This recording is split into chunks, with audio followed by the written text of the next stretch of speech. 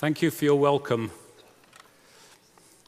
And thank you for the opportunity to speak about two of my favorite writers. So, the friendship of C.S. Lewis and J.R.R. Tolkien. The friendship went back to the time when Tolkien moved to Oxford to take on the university chair of Anglo-Saxon, or as it's known, Old English, in 1925. This friendship of close on 40 years perhaps inevitably had its ups and downs, especially with such different temperaments. Much of their friendship was played out in the context of the Inklings. This was a club of Christian friends which came into existence perhaps 8 years after Lewis and Tolkien first met. It marked a deepening of the friendship of the two, which had grown since Lewis's conversion to Christianity, probably a couple of years before the club began. Members of the small club read work in progress to each other. Tolkien, over the years, read much of The Lord of the Rings and at least some of The Hobbit to them. He had presented parts of his background mythology of the earlier ages of Middle-earth. From time to time, he shared poems.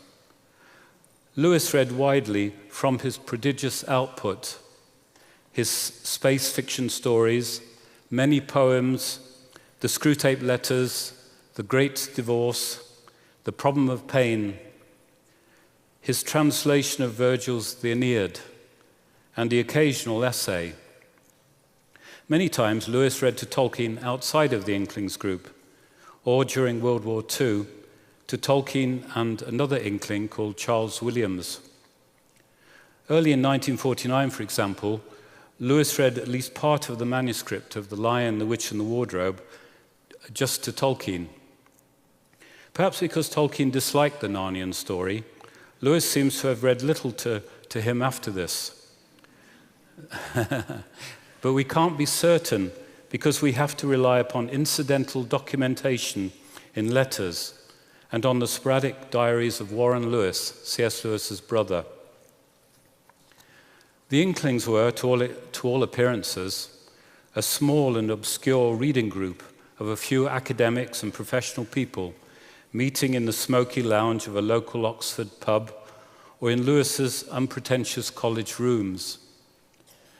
For the early years, at least, of the friendship, Tolkien and Lewis were little known outside of their academic circles, especially as writers of fiction.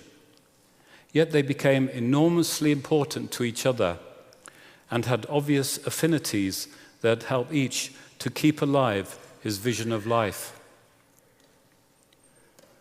A little bit about Tolkien's faith. Of fundamental importance is the influence of Tolkien's faith. Lewis was originally an atheist, and Tolkien helped him to find Christ. He exerted all his persuasive powers on his friend, focusing upon the gospel narratives as demanding both an imaginative and an intellectual response. Lewis responded in both these ways, and over time developed and mastered the skills of a Christian communicator, both in storytelling and in rhetoric. As the years went on, Lewis's fluency in both imaginative and discursive writing increased. Tolkien failed, however, to persuade Lewis to enter what he felt to be the only valid church, the Roman Catholic. Tolkien once wrote a poem to Lewis based on his many conversations with him as a non-believer.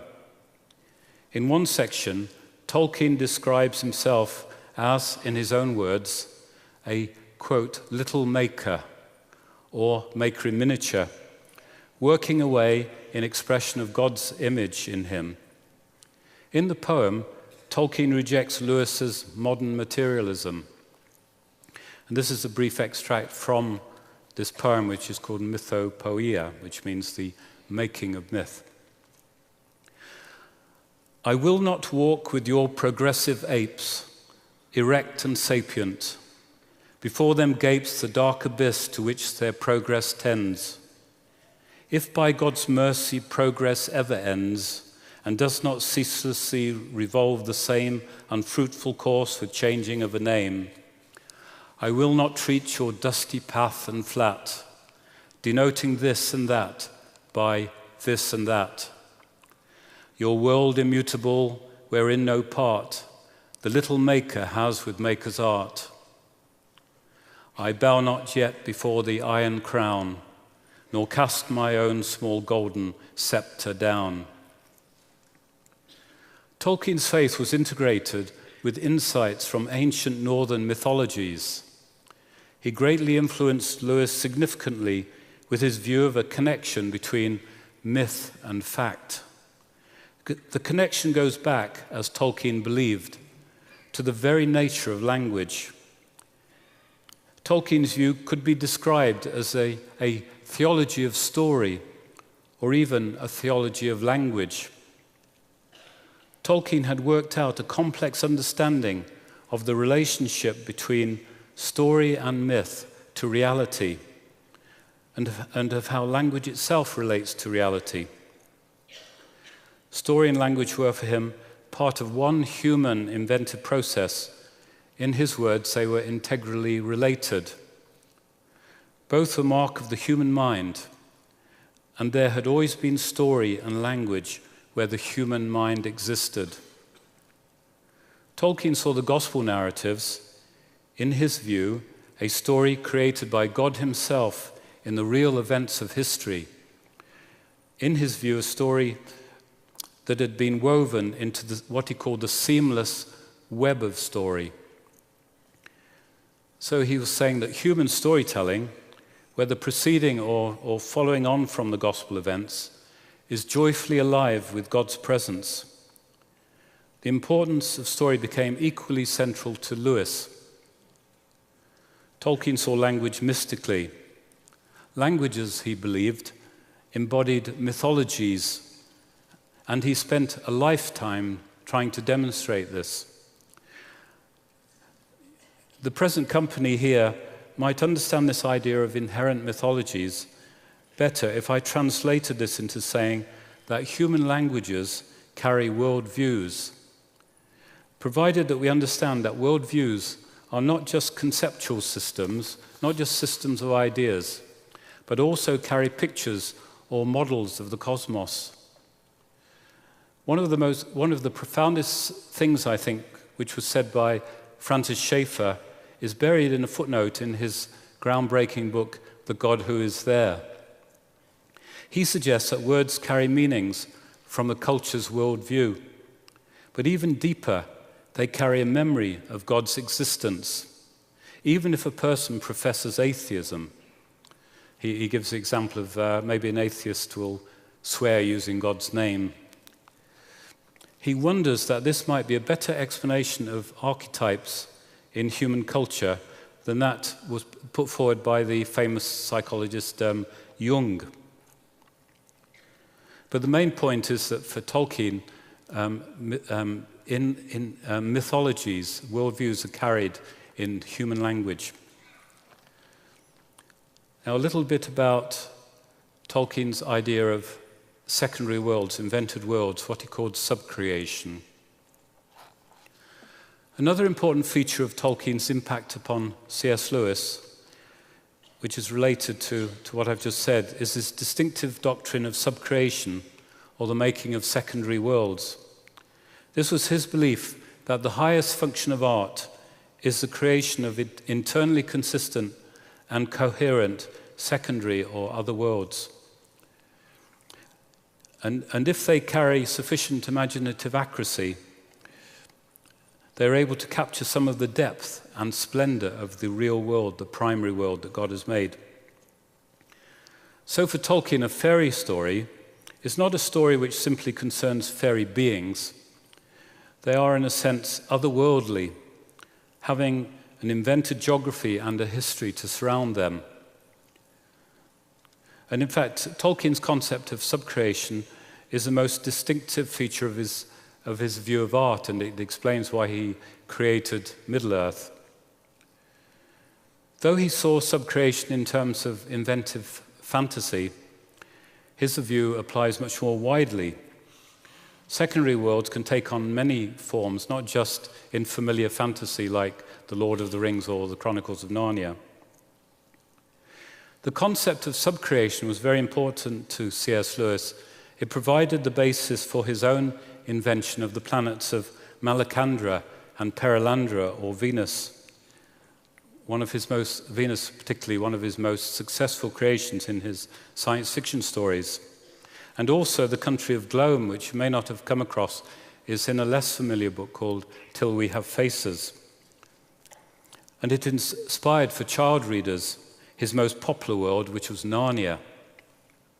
And recently, the importance of Tolkien's idea of subcreation on Lewis has become even more clear, in my opinion. And I just want to say a little about the impact of a book called Planet Narnia, which you may have come across, on understanding Lewis's secondary world of Narnia. For many years, it was customary for critics to consider the Chronicles of Narnia as having been written in a rush, in a rather slapdash manner. This was in contrast to Tolkien, who spent many years painstakingly writing The Lord of the Rings, and over half a century developing the background world of Middle-earth. Lewis wrote the 7 Narnia stories in as many years. Yet this dismissive attitude did not fit the actual reading experience of many. Like Tolkien, Lewis was a brilliant medieval scholar. His presence as a thinker and a scholar seemed to be tangible in the Narnian stories, even though they are written at the level of a child. What was it that gave the sevenfold stories their unity was a mystery, however. Various attempts were made to account for what held them together so satisfactorily. Anybody who's written on Narnia, like myself, struggled with issues like maybe it's the 7 deadly sins that are the key to the unity, or this, that, and the other, but none of these seemed to fit. While researching the Narnian Chronicles for his doctorate, Michael Ward, the author of the book Planet Narnia, stumbled across an element in all the stories that Lewis had carefully hidden. Ward later published his discovery. It points to Lewis's creation of the world of Narnia as being as skillful in its own way and on its own smaller scale as that of Tolkien's rendering of Middle-earth. Like much of Tolkien's inspiration, Lewis drew upon the imaginative resources of the Middle Ages, allowing the vision of that period to re-enchant the world of the modern reader. Ward shows how medieval astrology plays a central shaping role, in particular, in Lewis's depiction of Narnia and the stories that play out there. In fact, the very night sky of Narnia is modeled upon a medieval one, with living stars and a world that is commonly perceived as flat, even though in the Middle Ages, scholars were aware that the Earth was a globe. The planets were ruled by intelligences, great lords and ladies, rather like the planets in Lewis's science fiction stories. There is not a modern separation, therefore, between astronomy and astrology. Heaven and the starry skies were one. Signs in the skies were taken with utmost seriousness in Narnia. Centaurs, for instance, have a remarkable facility in reading the portents. So if you remember just one fact from this talk, remember the fact that centaurs have this special gift. Michael Ward has argued that the Chronicles playfully embody medieval astronomy, and he teases out Lewis's interest in medieval imagery. Each of the stories, Ward points out, represents one of the 7 planets of astrology. In this scheme, the 7 astrological planets, the Moon, Mars, Mercury, Jupiter, Venus, Saturn, and the Sun, which remain traditionally rooted in the names of the 7 days of the week in many languages, including English, influenced people, events, and even metals in the earth, each in a distinctive way. Ward argues that Lewis uses the astrological planets as spiritual symbols. I'll give you an example. In the Voyage of the Dawn Treader, The voyagers head towards the sunrise. Gold, the metal of the sun, tempts Eustace Scrubb and provides the curse on Deathwater Island. And light takes on a numinous spiritual quality as the adventurers approach the end of the world and Aslan's country. Taking each planet, he shows how its symbolism is present and embodied throughout one of the Narnian stories, giving a credible account of the influence and appropriateness of that dominant planet. Just as the sun shapes the voyage of the Dawn Treader, Jupiter, the planet of kingship, animates, in Ward's words, animates the imaginative vision of the lion, the witch, and the wardrobe. Similarly, the characteristic atmosphere or quality of Prince Caspian comes from the planet Mars. Venus is a planet Lewis finds appropriate to shape the story and portrayal of Narnia in The Magician's Nephew. Lewis's Narnia, therefore, is in fact an outstanding example of a successful secondary world created with Tolkien's views in mind. Ironically, Tolkien disliked the Narnia stories, and this was, in his view, because they contained allegory, that is, a pattern of symbolism that corresponds one-to-one with concepts or ideas. So if you take the most famous allegory that you probably know about, the Pilgrim's Progress, despair is represented as a giant. So you have the idea of despair presented in that way. And Tolkien thought that this spoiled stories. I don't agree with that view, by the way, but I haven't got time to go into why at the moment. Now, I want to say something about how Tolkien and Lewis believed that stories can come true. Alongside his idea of subcreation, Tolkien is likely to have conveyed to Lewis a vision and understanding of story that is spiritual and even mystical. In such a view, a story has a significance beyond itself. It points to a reality other than itself. Tolkien distinctively said that, to quote, "All tales may come true." And this was because of the link he saw between human and divine making. C.S. Lewis's mother had died when he was 9. When Lewis told a story about Diggory's apple in The Magician's Nephew, the apple which gave life to Diggory's mother, Lewis felt that he was doing more than indulging in wish fulfillment.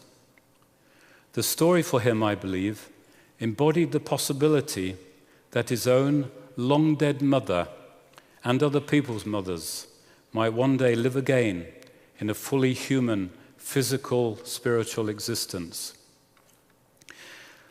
Now, indulge me as I read an extract, the relevant extract from The Magician's Nephew. One of the delights of speaking rather than writing is that I can quote more than a few lines without having to take out a mortgage.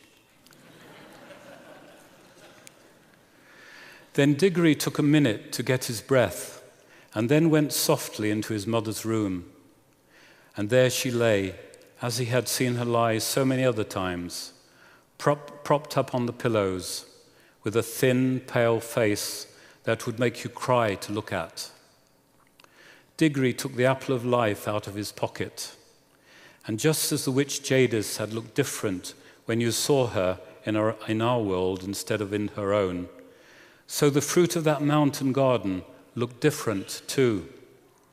There were, of course, all sorts of colored things in the bedroom: the colored counterpane on the bed, the wallpaper, the sunlight from the window, and Mother's pretty pale blue dressing jacket. But the moment Diggory took the apple out of his pocket, all those things seemed to have scarcely any color at all. Every one of them, even the sunlight, seemed faded and dingy. The brightness of the apple threw strange lights on the ceiling. Nothing else was worth looking at. You couldn't look at anything else.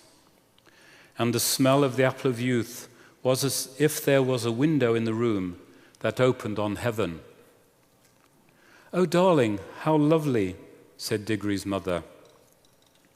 "You will eat it, won't you? Please," said Diggory. "I don't know what the doctor would say," she answered, "but really, I almost feel as if I could." He peeled it and cut it up and gave it to her piece by piece. And no sooner had she finished it than she smiled, and her head sank back on the pillow, and she was asleep. A real, natural, gentle sleep, without any of those nasty drugs, which was, as Diggory knew, the thing in the whole world that she wanted most. And he was sure now that her face looked a little different. He bent down and kissed her very softly and stole out of the room with a beating heart, taking the core of the apple with him. For the rest of that day, wherever he looked at the things about him and saw how ordinary and unmagical they were, he hardly dared to hope. But when he remembered the face of Aslan, he did hope. That evening, he buried the core of the apple in the back garden. Now, if you want to find out the importance of that burial of the core of the apple, and you haven't read the stories, then that's the way to find out. I'm sorry I can't read any more from the story. Now let's look at C.S. Lewis's importance to Tolkien, the place of friendship. Given that Tolkien has such a great impact on his friend, what was Lewis's importance to Tolkien? Tolkien himself answered this question in a letter written nearly 2 years after his friend's death.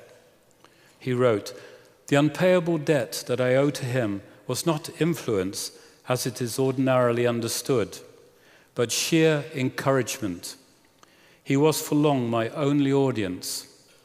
Only from him did I ever get the idea that my stuff could be more than a private hobby.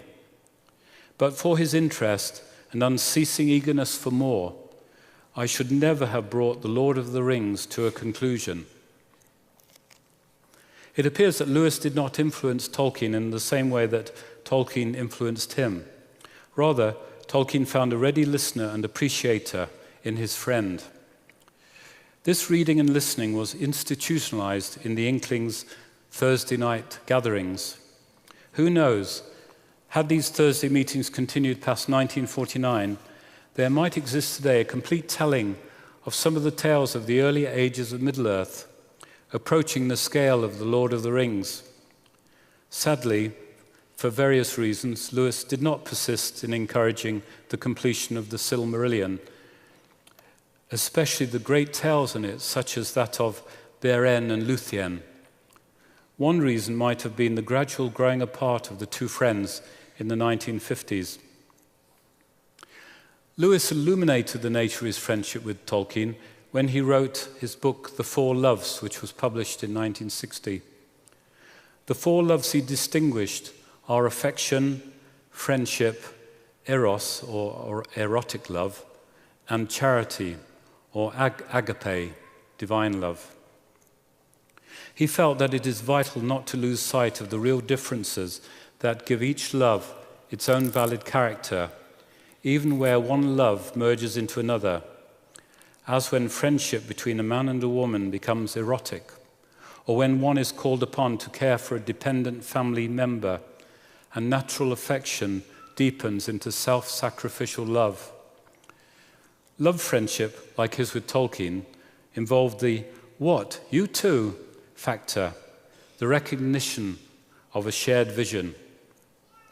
Friendship for Lewis was the least instinctive, biological, and necessary of our loves. In his day, it was hardly considered a love at all, and Lewis sought to rehabilitate it as a virtue. In his book, he pointed out that the ancients put the highest value upon this love, as in the friendship, say, between David and Jonathan in the Bible. Lewis actually had a view of friendship that had been common throughout Western history and which comes over in his book, The Four Loves. This is the view that friendship is characteristically between man and man. Yet, in his life, Lewis had friendships with a number of women, such as Joy Davidman, whom he later married, the poet Ruth Pitter, and the writer Dorothy L. Sayers. The ideal climate for friendship, Lewis argued, was when a few people are absorbed in some common interest. Lovers, Lewis pointed out, are usually imagined face to face. Friends are best imagined side by side, their eyes focused on their common interest. Friendship, as the least biological of the loves, refutes heterosexual or homosexual explanations for its existence, or explanations that see it as based on natural human affection. Friendship, Lewis reckoned, made good people better and bad people worse. Tolkien largely agreed with Lewis's view of friendship, especially as it was reinforced by the male character of Oxford society in their day. But he was not as generous as Lewis in the breadth of his friendships. Tolkien was a family man, however, while Lewis was a bachelor for much of his life, even though he participated willingly in his adopted mother, Mrs. Moore's matriarchy at the Kilns, his Oxford home. This gave Tolkien a wider breadth of relationships to his wife Edith and to his children particularly. An important ingredient in the glue of their friendship, however, was their shared Christian faith, with its distinct imaginative cast, as though the friendship became firmly established while Lewis was still a materialist. Increasingly, I've come to think that it was Lewis's recognition of a Christian element in friendship, a Christian element in encouraging friendship, that helped to establish the Inklings. Lewis was prone to describe the group as being Christian and having a tendency to write. A little bit more about their shared beliefs. Tolkien and Lewis had a number of shared beliefs, on top of the ones I've mentioned, deriving from their common faith. In the very foreground of their perspective,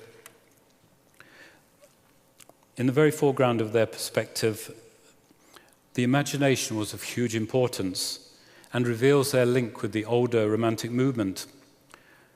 They saw imagination, in Lewis's words, as the organ of meaning.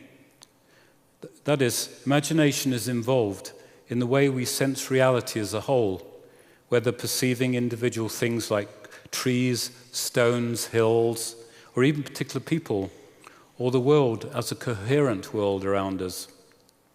Imagination is not like thought, concerned with abstracting from particular things or from particular experiences and relationships. Both Tolkien and Lewis as writers, therefore, valued looking at reality in a symbolic and what they called a mythopoeic way, mythopoeia being the making of myth. Fiction for Lewis and Tolkien was therefore a creation of meaning rather than a literal restating of truths. It reflected for them the greater creativity of God himself when he originated and put together his universe and ourselves. Natural objects and people are not mere facts. Their meaning comes from their relationship to other objects and from other events and persons, and ultimately from their relationship to God. People have a created unity, and their meaning and fullness derives from that. Clyde S. Kilby recorded in his notes of a meeting with Tolkien that he spoke of an idea which he shared with Lewis, to quote Kilby, that everything is unique and each thing, however small, when a subject of attention, of necessity becomes the center of the world and requires all knowledge of the entire world to make an adequate explanation of it. It follows that what is true of things is also true of our own sensations and experiences. If we focus exclusively on them, we lose their meaning. In their full meaning, they point elsewhere to what is not them, to a whole world of people, things, and places, and for Tolkien and Lewis, to things beyond what they called the walls of the world. The desire to write fantasy and other symbolic fiction was fundamental to Lewis and Tolkien. And in a letter, Lewis confessed, The imaginative man in me is older, more continuously operative, and in that sense more basic than either the religious writer or the critic. It was he who first made me attempt, with little success, to be a poet. It was he who, in response to the poetry of others, made me a critic, and, in defense of that response, sometimes a critical controversialist. It was he who, after my conversion, led me to embody my religious belief in symbolical or mythopoeic forms, ranging from Screwtape to a kind of theological science fiction. And it was, of course, he who has brought me, in the last few years, to write a series of Narnian stories for children, not asking what children want and then endeavoring to adapt myself. This was not needed, but because the fairy tale was the genre best fitted for what I wanted to say. Similarly, Tolkien wrote a beatitude in the poem I quoted from earlier, Mythopoeia, and his beatitude was addressed to the makers of legend. Allow me to read a brief extract. Blessed are the legend makers with their rhyme of things not found within recorded time. It is not that they have forgot the night or bid us flee to organized delight. In lotus isles of economic bliss, forswearing souls to gain a circe kiss, and counterfeit at that, machine-produced, bogus seduction of the twice seduced. Such isles they saw afar, and ones more fair, and those that hear them yet may yet beware. They have seen death and ultimate defeat, and yet they would not in despair retreat, but off to victory have turned the lyre, and kindled hearts with legendary fire, illuminating now and dark hath been, with light of suns as yet by no man seen. Tolkien is saying that these storytellers are blessed as they speak of things outside of recorded time. Though they have looked at death and even ultimate defeat, they have not flinched and retreated in despair. Instead, they have often sung of victory, and the fire in their voices, caught from legend, has kindled the heart of their listeners. In so doing, they have lit up both the darkness of the past and the present day with the brightness of suns, to quote Tolkien, as yet by no man seen. Now, a little bit about Lewis and Tolkien's view of the other and the quality of joy, which I'm sure you'll hear much more about this quality of joy during this conference. As well as placing this enormous value upon the imagination, Tolkien and Lewis were alike in welcoming a sense of the other. Great stories, that is, can take us outside the prison of our own selves and our presuppositions about reality. Hence the frequent accusations made of escapism. Insofar as stories reflect the divine maker in doing this, they help us face the ultimate other, God, as distinct as creator from all else, including ourselves. Lewis's notion of joy, which is a technical term in his usage, features very much in his autobiography, Surprised by Joy, and is directed to the supreme other, God himself. Lewis and Tolkien shared this desire to embody such a quality of joy in their work. An inconsolable yearning or longing in human experience was for Lewis a pointer to this joy. In fact, this longing was for him a defining characteristic of fantasy, as it tried to capture the quality. Joy is a strong feature too in Tolkien, and valued by him, as his essay on fairy stories makes clear. Joy is a key feature of fairy stories, he believed, part of the consolation that they give. Joy in a story, for Tolkien, marks the presence of grace coming from the world outside of the story and from even beyond our world.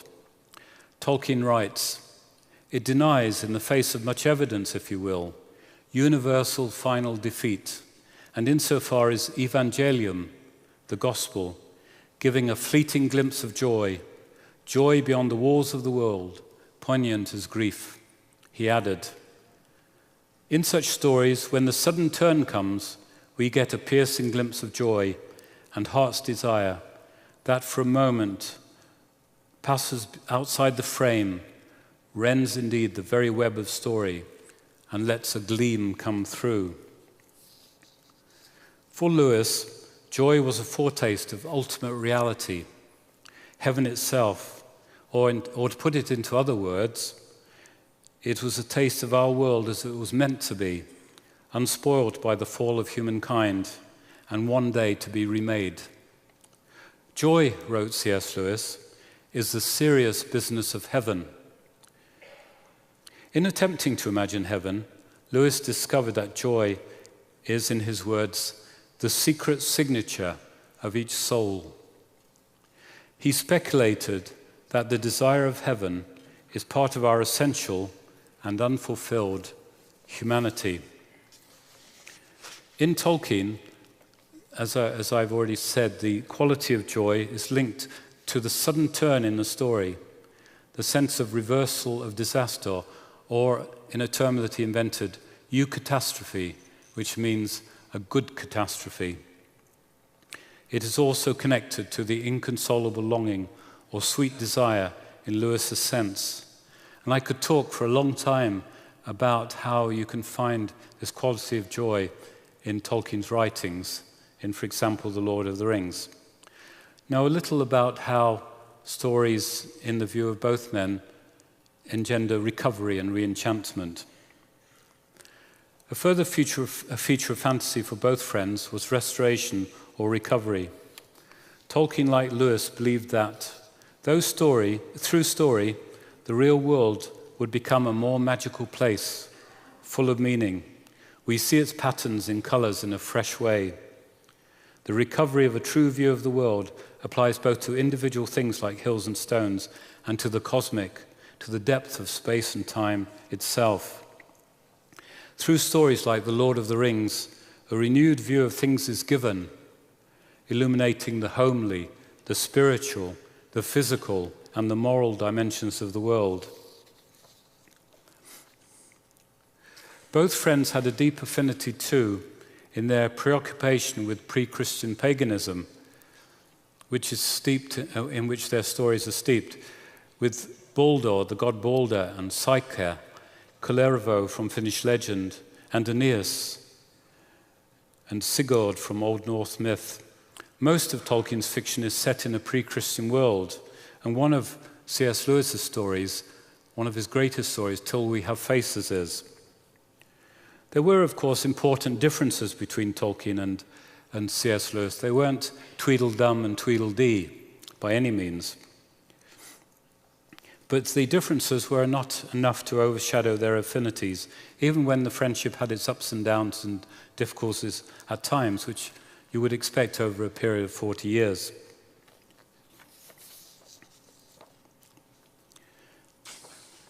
Now, both Lewis and Tolkien believed that good works of imagination cannot be reduced to morals and lessons, and this is because of the way that they saw the integrity of imagination in writing fiction, the way that the laws of such creativity should be followed. This does not mean that lessons can't be derived from the stories. And in fact, they believe that the truer the work, the greater the applications that can be drawn from them. In terms of a quip, one of the inklings Neville Coghill once made, imaginative writers are not to sell their birthright for a pot of message. In a review of Tolkien's Lord of the Rings, Lewis noted that, quote, "What shows that we are reading myth, not allegory, is that there are no pointers to a specifically theological or political or psychological application. A myth points for each reader to the realm he lives in most. It is a master key. Use it on what door you like." People might ask, why use fantasy to make a serious point when normal, realistic fiction could do the job? Lewis's answer is, the writer wants to say that, to quote Lewis, the real life of men is of that mythical and heroic quality. One can see the principle at work in Tolkien's characterization. Much that in a realistic work would be done by character delineation is here done simply by making the character an elf, a dwarf, or a hobbit. The imagined beings have their insides on the outside. They are visible souls. And man as a whole, man pitted against the universe, have we seen him at all till we see that he is like a hero in a fairy tale? The value of the myth is that it takes all the things we know and restores to them the rich significance which has been hidden by the veil of familiarity. By putting bread, gold, horse, apple, or the very roads into a myth, we do not retreat from reality, we rediscover it. Now finally, I want to tie up the talk by a brief mention of friendship as a virtue, which was very central to Lewis's thinking in particular. Lewis's life, in fact, was shaped by friendships, as I've tried to show in my recent biography. I'm trying to avoid plugging books. Lewis saw friendship as belonging to, quote, that luminous, tranquil, rational world of relationships freely chosen. For both himself and for Tolkien, their friendship with each other was chosen freely. Friendship, as we saw, was not for Lewis like affection and erotic love, connected with our nerves. It was rather the least biological of our natural loves. It was distinctively human love, not shared with the brutes, in Lewis's words. Friendship, like the fantasy tale, gave a person a vantage point to see the world in a fresh way. Friendship with Tolkien, he found, shook him fully awake out of the cold dream of materialism. Though he had other close friends, Lewis would not have been the writer and thinker that he was without his friendship with that highly strung, visionary author of The Lord of the Rings. As for Tolkien, he found a friend in Lewis that matched his memories of his schoolboy friends in the TCBS who now lay inert in the dead marshes of World War I. He relied upon Lewis's encouragement, and without him, as we have seen, would not have completed his painstaking creation of what he called his epic for England, as he thought of his 1,000-page story. Of friendship, Lewis eulogized, "This alone of all the loves seems to raise you almost to the level of gods or angels." Thinking of the company of friends after a day's walking, he was certainly including Tolkien when he wrote, "Those are the golden sessions when our slippers are on, our feet spread out towards the blaze, and our drinks at our elbows, when the whole world and something beyond the world opens itself to our minds as we talk, and no one has any claim on or any responsibility for another, but all are free men and equals, as if we had first met an hour ago, while at the same time an affection mellowed by the years enfolds us. Life, natural life, has no better gift to give. Who could have deserved it?" Thank you.